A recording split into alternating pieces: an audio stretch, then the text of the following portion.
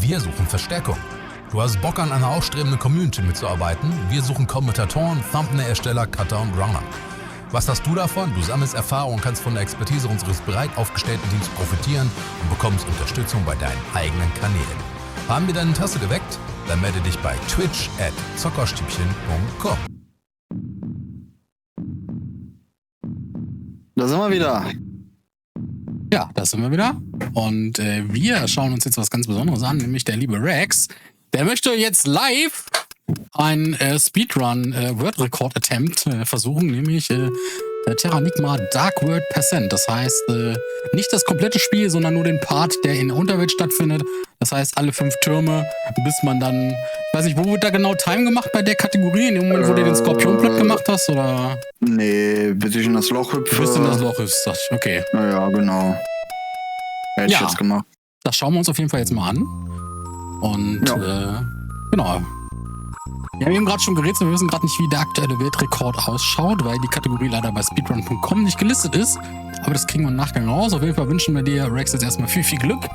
Und schauen wir mal, was jetzt da so das Ganze ergibt. Genau, ja, gib noch mal die Kanalwette, ob ich es in unter 30 Minuten schaffe.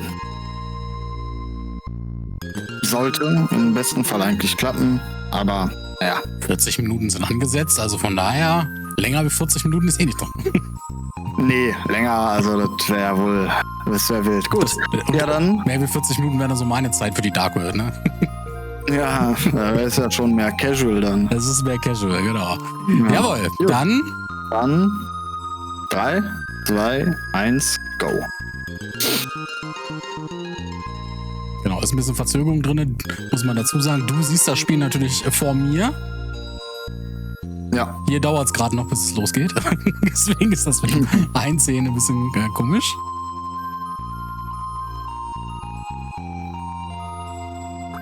Jetzt.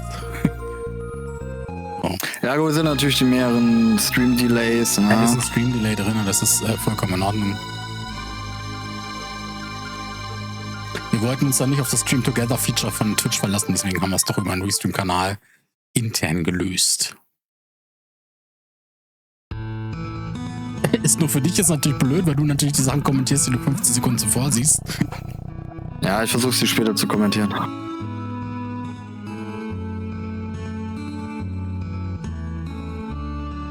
So. Geschichtlich, wer das Spiel nicht kennt, man wird wach und man muss erstmal mit dem Weisen reden, dem Ältesten des Dorfes, und der erzählt einem dann so ein paar Sachen und dann irgendwann, genau, der erzählt einem, man muss sich entschuldigen, das ist genau, der erzählt einem, man muss sich entschuldigen bei der anderen Dorfbewohner, weil man irgendwie, ich glaube, die Hühner verschreckt hat oder sowas. Ja, genau. Da musst du da erstmal hinlaufen, dann quatscht du kurz mit der, und wenn du wiederkommst, dann sind so ein paar Jungs dabei, die blaue Tür kaputt zu machen, und da steigen wir dann eigentlich erst so richtig ins Spiel ein, denn wir sind natürlich dann diejenigen, die die Tür kaputt machen. Genau, da sind wir schon.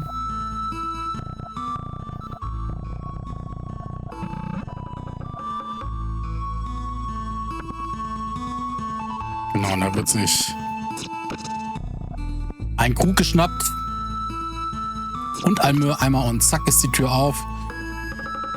Und um die Cutscene zu skippen, beziehungsweise das Gespräch zu skippen, wird dann einfach einmal rechts rausgegangen und wieder rein. Damit man das Im besten Fall drückt man auch den richtigen Knopf beim ersten Pod. Genau, aber dann geht es nämlich jetzt gleich richtig los. Dann findet man jetzt erstmal Fluffy im Keller, der einem dann so ein bisschen was erzählt und einem dann eine schöne Waffe in die Hand drückt, und dann passiert etwas ganz Schlimmes.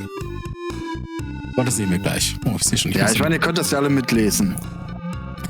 Genau, wir können das alle mitlesen. Also mein Japanisch ist sehr gut. Ich kann das auf jeden Fall, kann ich das mitlesen. Ja, kannst du doch kurz mal vorlesen hier. Also. Ich lese das auch gerne vor. Ishima Kalamalaka. Ja. Am besten noch so mit so Anime-Sprech, so.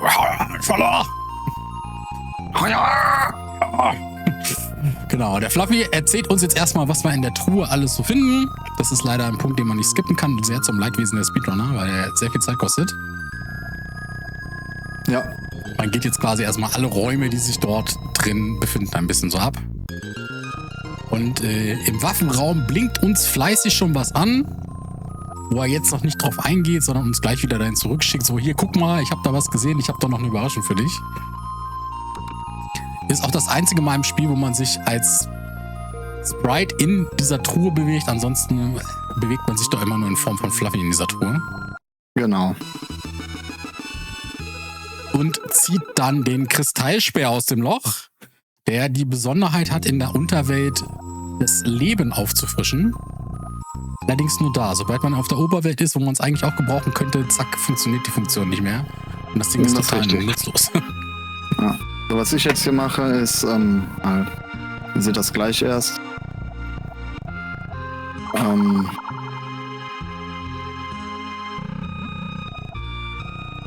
Meine Tastenbelegung ändern. Weil den A-Knopf lege ich mal auf den X-Knopf. Okay, das war jetzt ein bisschen angenehmer, weil ich dann nur noch praktisch mit dem Daumen vom Sprint-Knopf, der ja Y ist, dann praktisch nur noch auf den X-Button so rüberrutschen muss, statt einmal quer über den Controller drüber. Okay. Na, normalerweise wäre das dann Sprinten mit Y und dann mit A angreifen. Aber das lege ich mir wie gesagt um. Und halt einfach ein bisschen besser. Ich komme damit einfach deutlich besser zurecht. Manche machen es nicht. Ich könnte es auch in meinen hier Einstellungen ändern, aber das fände ich ein bisschen unfair. Deswegen mache ich das halt in Runs auch immer in-game. Genau, und was da storymäßig jetzt passiert ist, in dem Moment, wo man die Truhe aufgemacht hat, sind alle Dorfbewohner zu Eis erstarrt. Und der Held Ark in dem Spiel genannt, wird auf die Reise geschickt, um diese wieder zum Leben zu erwecken, beziehungsweise aufzutauchen. Und dafür muss er 5 Türme, Prüfungen in 5 Türmen bestehen. Und das ist jetzt der erste der Türme. Genau.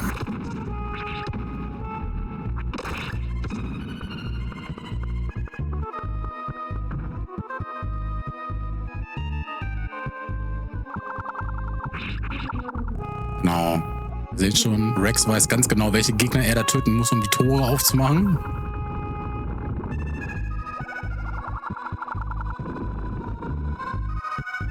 Ja, hier in Turm 1 hast du auch eine ganz klare Reihenfolge, wie viele Gegner du tötest, damit du mit deinem Level auskommst. Mhm. Ja. Den skippen wir jetzt hier. Sonst haben wir einen zu viel. Das wollen wir nicht. Jetzt da bei dir jemand genießt oder was bei mir? Kann, glaube ich, bei mir gewesen sein.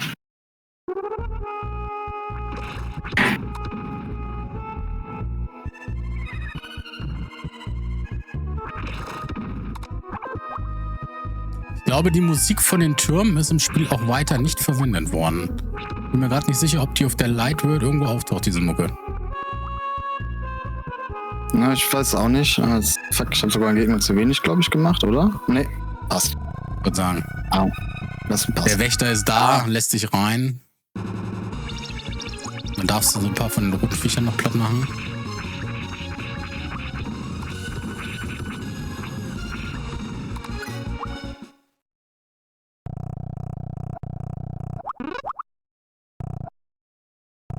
Gibt dann auch gleich noch ein Level-Up dazu. Und guck mal, du bist schon zu langsam, weil der Timer gleich rot geworden ist. Ganz rot geworden ist. Ja, 8 Sekunden. Das ist okay dafür, dass ich es jetzt wirklich... Genau, das seht ihr jetzt nicht. Eigentlich gehören noch die Splits dazu. Und weil er in dem Split vom Tower 1 jetzt sehr langsam war, ist der Timer rot geworden. Ist aber bei uns im Layout nicht vorgesehen, deswegen seht ihr das Ding nicht. Ja. Ja, jetzt kommt wieder so ein bisschen Phase. Das ist halt in einem One so bestimmt bald 8 Minuten lang nur zuglotzen. So, und das ist der nette Nebeneffekt in dem Game, denn man muss sich nur die Dorfbewohner auftauen, sondern wenn man das tut, dann wird zeitgleich auch ein Kontinent des Planeten wieder aus den Tiefen der See hochgeholt und in dem Fall scheint es Australien zu sein. Welcher war das jetzt? Das ist jetzt... Eurasien, ne? Das ist Eurasien, ja. Ja, das ist nicht die bekannte Mercator-Projektion. Das ist einfach irgendeine Random-Projektion. Mhm. Da ist Eurasien und Afrika links und die amerikanischen Kontinente rechts. Genau, dann hast du ja hier noch neben diesen 5 Türmen, wo du halt diese 5 Hauptkontinente hochholst, kannst du noch so 2 kleine Tempel machen, wo du einmal ist das Mu und Indonesien nochmal Genau, zusätzlich hochholst. Ist aber für den Storyverlauf erstmal irrelevant. Da gibt's nur ein bisschen Stuff dann halt. Ich wollte Ne? gerade sagen, es gibt so ein paar Kisten, die man einsammeln kann. Auch jetzt nichts mit super wichtigen Sachen, sondern einfach nur ein paar Kisten. Genau, einfach so ein bisschen Schrott. Und die Sachen sind halt auch leider noch nicht mal wirklich gut. Nee, leider. Die man da, ja. Lohnt also nicht. Nee.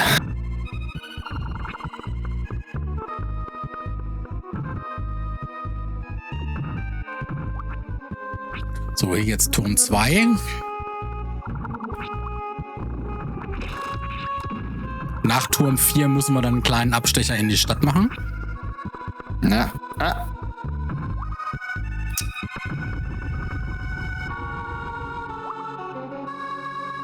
Schiebst du? Okay, gut. Das war jetzt nicht so gut. Geht besser. Egal.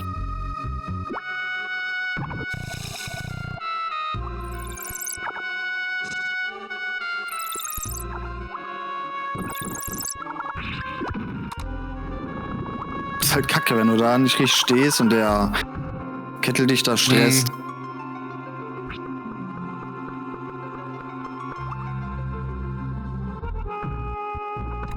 Ja, alles noch ertragbar. Sagen, alles noch gut in der Zeit hier. Ja. Denk noch an die Kanalwette, die läuft noch ein bisschen. Müssen wir nur aufpassen, dass die Kanalwette nicht, dass die Auflösung nicht eher stattfindet, als die Kanalwette durch ist. Nein, das kann nicht passieren. Ich habe 20 Minuten angegeben als Abgabezeit und so schnell ist es dann auch. Guck mal, war es noch gut in der Zeit? Der Timer ist nur ganz kurz mal rot geworden. Das heißt, du hast die Zeit aus dem ersten Turm mit aufgeholt. Fast. Ja, jetzt kommt so ein bisschen gleich im nächsten Tower, ist ein bisschen RNG. Da kämpfen wir gegen diese 3 Kettles. Das sind 3, ja, genau. teilt sich immer in 3 Kettles auf und 2 davon sind Fake.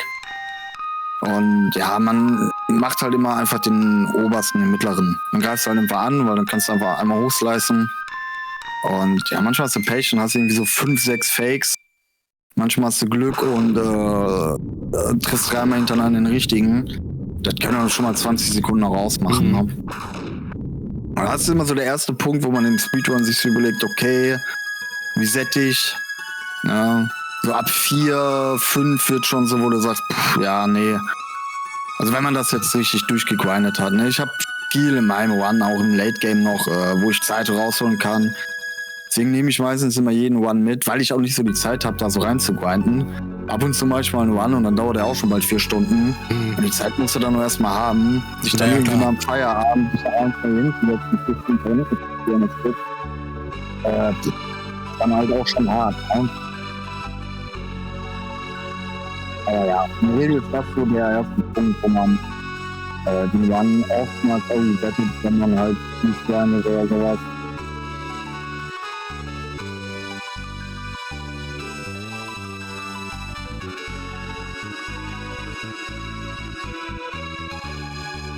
Wenn es halt wirklich zu viele sind, ne? Also so 3, 4, 5 kann man schon mitnehmen, als darüber, oh shit, würde ich dann auch schon nicht mehr spielen.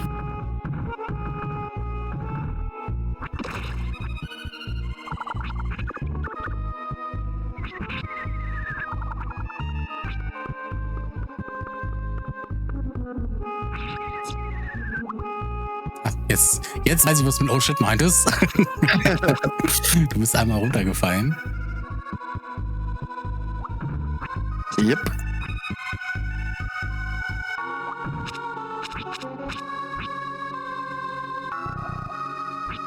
Ja, da passen natürlich die Timings von mir jetzt aktuell nicht so ganz. Ja, gut, das ist. Machen wir nächstes Mal vielleicht anders, dass wir das doch über Stream Together machen, weil normalerweise, wenn wir Runner haben, die kommentieren ja natürlich nicht gleichzeitig auch, da ist das mit der Zeitverzögerung egal. Ne, aber jetzt in dem Fall ist das natürlich, ein bisschen Zeitverzögerung. Du müsstest jetzt quasi auf deine Vorschau gucken, wobei die auch schon verzögert ist. Um zu sehen, was ich dann sehe, ne? Also. Aber so ist das halt, ne? Ja. Und das war der richtige. Immer der hinter dir, ne? Naja, immer den obersten. Immer den obersten, okay.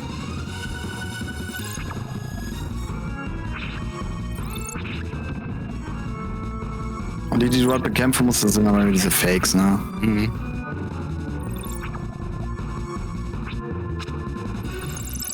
Aber da sieht man dann auch, dass man dann halt, ja.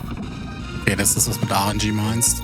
Ja, Wenn die genau. außerhalb des begehbaren Bereichs fliehen, dass du dann natürlich nicht Genau. nichts machen kannst. Ja.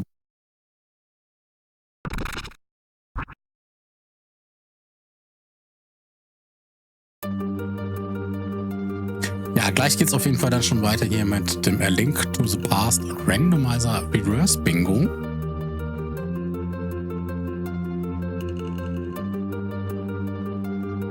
Da wir ja schon bei Turm 3 sind, ich glaube, länger als 30 Minuten wirst du nicht brauchen. Ja, ich sag mal, wenn ich jetzt ein, zwei Mal beim Shadowkeeper sterbe, dann.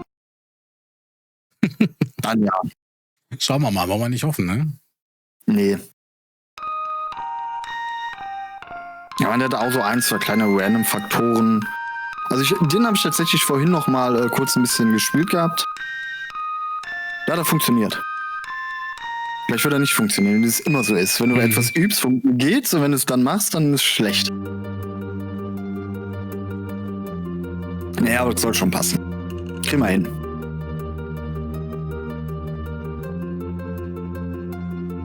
So, ich glaube, wenn das Ding dann durch ist, dann haben wir beide kommentatorenmäßig für heute auch Pause, ne?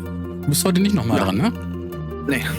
Ich glaube, das reicht dann auch. Ich glaube auch, ne? Nach den 3 Stunden Multiworld eben gerade, ne? Ja, und davor dann heute Morgen dann schon die 2 Stunden. Jetzt hier auch nochmal. Ja, du hast halt auf jeden Fall das Fleißkärtchen für die meisten Kommentatorenstunden gewonnen. Ja, aber ich hatte ja Spaß dabei, ne? Na, jetzt lege ich mich hier gleich schon zurück, trinke mir ein Käffchen und guck mir den Genau, Rest kannst du an. den Rest angucken. Ich bin auf das Reverse Bingo gespannt, das kenne ich auch nicht. Ja, da bin ich auch drauf gespannt. Also was Toni da für ein Bingo-Board gezaubert hat, also... Genau, wir werden das auch gleich ein bisschen anders machen als heute Morgen beim Secret of Mana Bingo. Denn ich habe mittlerweile als Tipp bekommen oder als Kritik, es wäre schön, wenn man das Bingo-Board durchgehend sehen kann und nicht immer nur so ganz kurz eingeblendet. Deswegen werde ich das gleich wahrscheinlich ich werde das gleich im Link to the Past Randomizer Bingo tatsächlich durchgehend anzeigen. Weil die Kritik da durchaus berechtigt ist. Ich verstehe das. Dann muss ich vor allen Dingen auch nicht die ganze Zeit am Rechner sitzen und das Ding einblenden. Oh, Alter.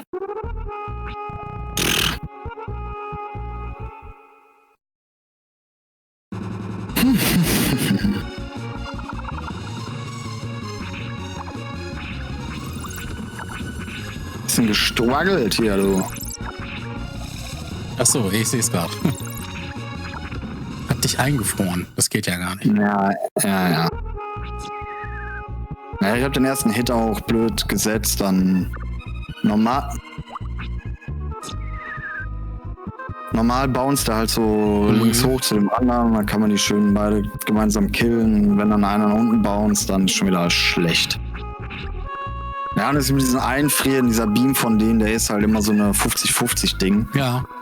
Dann friert er dich noch ein und dann ist alles nervig. Was ich tatsächlich mal auch für eine Speedrunner-Version gemacht habe, waren Fanfare trinken. Da habe ich bei jeder Fanfare, die halt in dem Game kommt,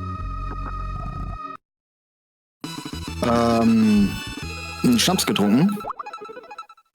Und wer das Spiel kennt, weiß, das sind viele. Hast du ordentlich Promenade hinterher, du. Ja. Genau, da haben wir es eben gerade schon gesehen. Das ist der Kristallfaden. Den brauchen wir für den 5. Turm.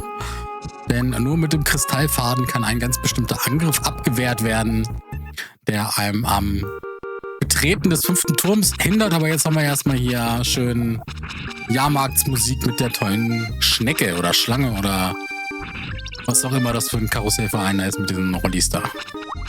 Ja, das ist tatsächlich ein gescripteter Fight.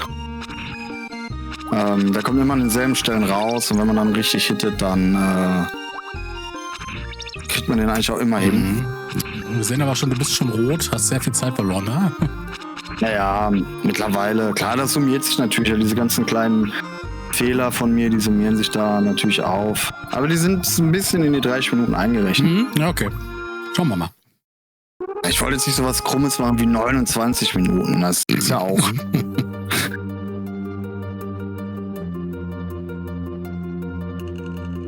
So, das war dann Turm Nummer 4. Genau. Da müsste jetzt schon sehr viel passieren, dass du jetzt noch 11 Minuten brauchst für den letzten Turm. Ja.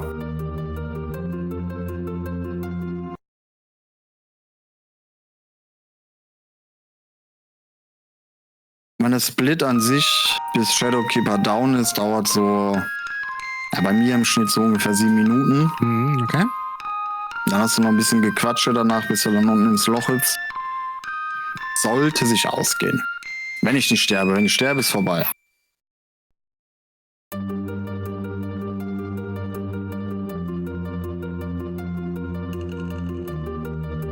Ja, und diese Phasen hier halt, wo du halt wartest, das ist halt ganz angenehm. So viele Phasen hast du später im One nicht mehr.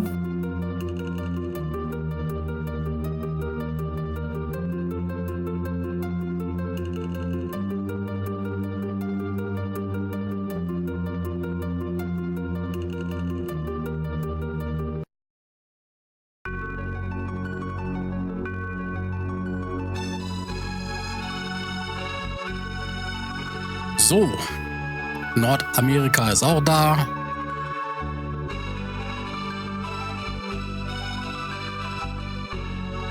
Dann fehlt nur noch Australien. Korrekt. Aber wichtig ist erstmal, dass du deine Freundin wieder aufgetaut hast, damit die dir auch schön deinen Kristallumhang machen kann. Ja, eben, damit du mir erstmal schön Kleidung stricken kann. Ja. Genau.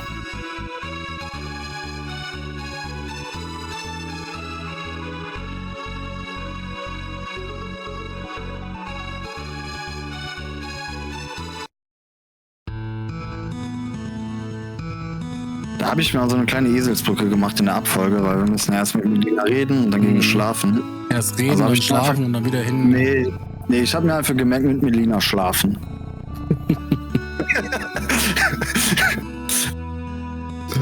Genau, du musst dir nämlich jetzt erstmal schlafen legen und dann wirst du mitten in der Nacht wieder wach und dann schleichst du quasi mitten in der Nacht in ihr Haus und belauscht ihr Zimmer. Genau. Und dann hörst du, wie sie betet, dass das Kleidungsstück dich beschützen möge und so weiter. Und viel später im Spiel taucht sie dann auf, um dich umzubringen. Ja. Nett von ihr eigentlich. Nett von ihr eigentlich. Was Frauen so tun.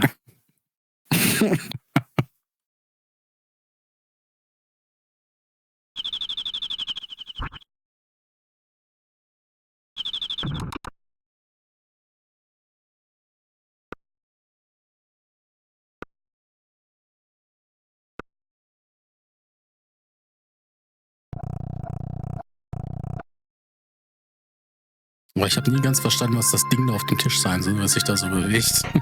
Das ist, glaube ich, so eine Waage, ne? Die so hin und her schlackert. Ja, irgendwie sowas, ne? Ich habe zwar damals habe ich immer gedacht, sehen wir gleich nochmal, wenn ich in meinem Zimmer bin, auf dem Tisch in diesem Tagebuch, diese Kugel, was ja ein Aquarium sein soll. Ich dachte immer, das wäre irgendeine Lampe mit beweglichen Augen. So ganz verrückte Sachen gesehen. Ja, das sieht ein bisschen komisch aus, das Aquarium, wenn das die Spitze nach unten ist, ne? Naja, sieht so Wo aus keine wie so Öffnung ein, ist.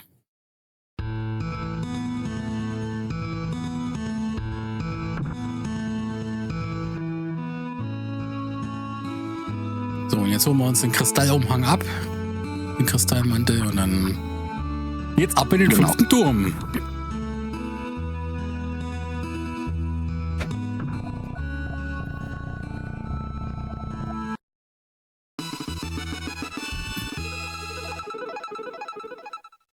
Ist auch wieder so ein Questgegenstand für einen Dungeon gemacht und danach kannst du das Ding eigentlich vollkommen vergessen. Es ist eigentlich, wenn du Casual durchspielst, mit jedem Item so. Du findest irgendwie einen neuen Speer und eine neue Rüstung und die sind dann für den Bereich gut und im nächsten kriegst du schon wieder neue. Genau. Ja, gibt ein paar Sachen, wenn man im Speedrun benutzt man ein paar Sachen durch. Häufiger im Late Game noch, zum Beispiel den Neo-Fang, den du da von den Löwen kriegst. Die benutzt du im Endgame sogar stellenweise noch. Weil er halt neutralen Damage macht und keinen Elementarschaden. Aber das weißt du ja nicht so. Früher, du wusstest nicht, dass da irgendwelche Elementarwaffen wusste man, stand ja nirgendwo dran. Ja, richtig. Na, selbst ein Spieleberater nur alt. Ist doch nicht. Heute passieren ja Sachen, die passieren nie. Genau, das ist jetzt der eine Angriff. Nur für diesen einen Angriff braucht man den Kristallmantel und jetzt ist schon wieder vorbei. Jetzt kannst du im Prinzip ausziehen, in der Ecke legen, jetzt brauchst du ihn nie wieder. Genau. Jetzt sehen wir gleich hier den Kettle da bei mir. Normalerweise läuft er da nie rein. Mhm. Nie. Jetzt kommt der Skorpion. Ja, der bei mir auch gerade. Oh Mann, ey.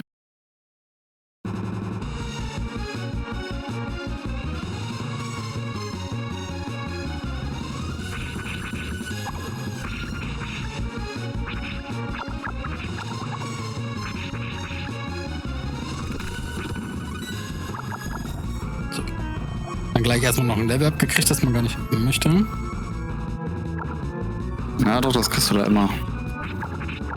Ja, aber normalerweise will man das, glaube ich, so erreichen, dass du zu dem Zeitpunkt genau auf dem Kopf stehst, ne? Aber erst beim zweiten Mal. Erst beim zweiten Mal? Mhm.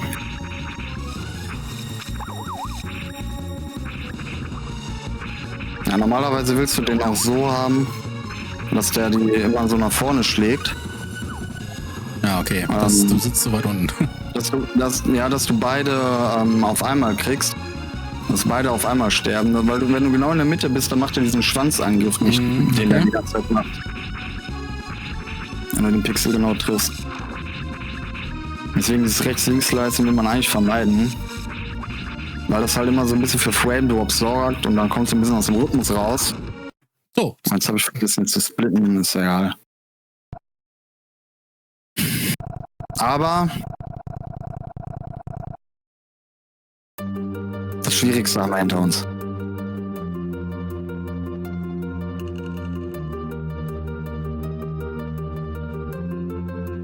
Das ist auch immer so ein bisschen RNG. Man kann das mit diesen Händen ein bisschen triggern, wenn man ihm so ein bisschen entgegengeht und vor ihm steht, aber manchmal macht er das halt auch nicht.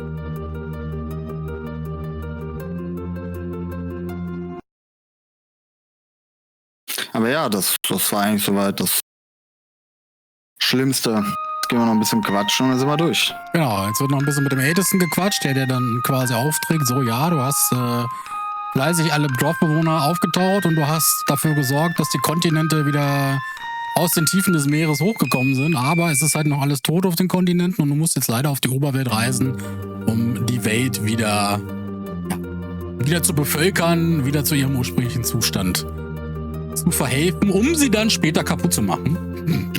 Total super. Das ist eigentlich total strange bei dem Spiel. Du wirst auf die Oberwelt geschickt, um den ganzen Planeten wiederherzustellen. Und da heißt es, ja, so, jetzt, du bist übrigens der von der Unterwelt, der Böse, und wir machen jetzt wieder alles kaputt. Ja, alles wieder im Arsch.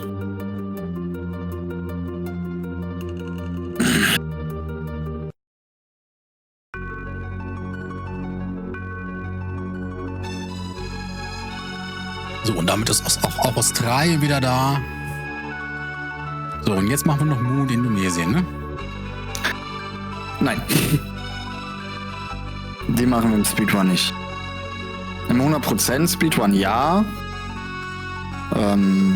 Aber hier in der, ich sag jetzt mal Standardkategorie, kriegen wir den nicht.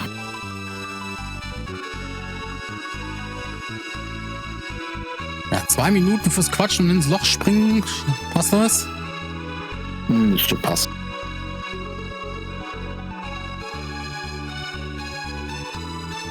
Hoffe ich.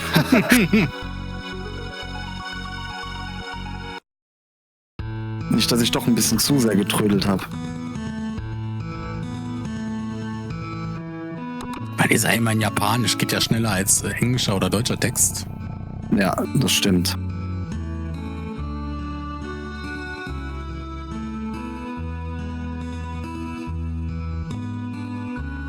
Bin mir auch gerade nicht mehr sicher. Ich glaube, bis zu dem Punkt gingen damals auch die Comics in der Club Nintendo Zeitschrift. Und ab da war es dann, glaube ich, vorbei.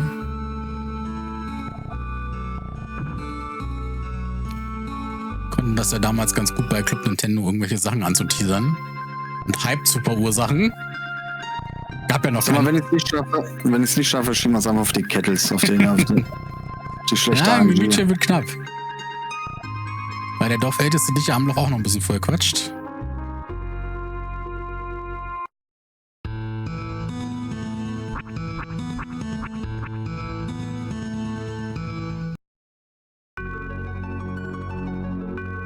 Darfst nur das Time nicht vergessen.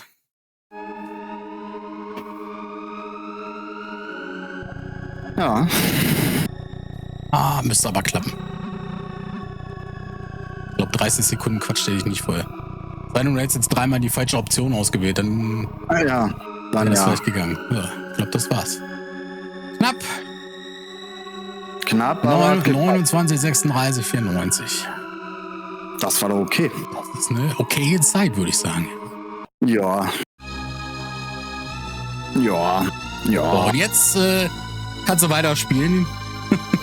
Ja, jetzt kann ich Du weiterspielen. bist Ja. Bloody Merkel einmal oder so. So, jetzt können wir noch die Kanalwette hier auflösen. Wir haben es geschafft in unter 30 Sekunden. 30 Minuten. GG an. GG an dich selber. Ey, ich habe ja nicht mitgemacht. Wer hat denn hier mitgemacht? Wer hat Achso, denn an die gewonnen? Kanalwette meinst du? Ja. Wer hat denn an mich geglaubt?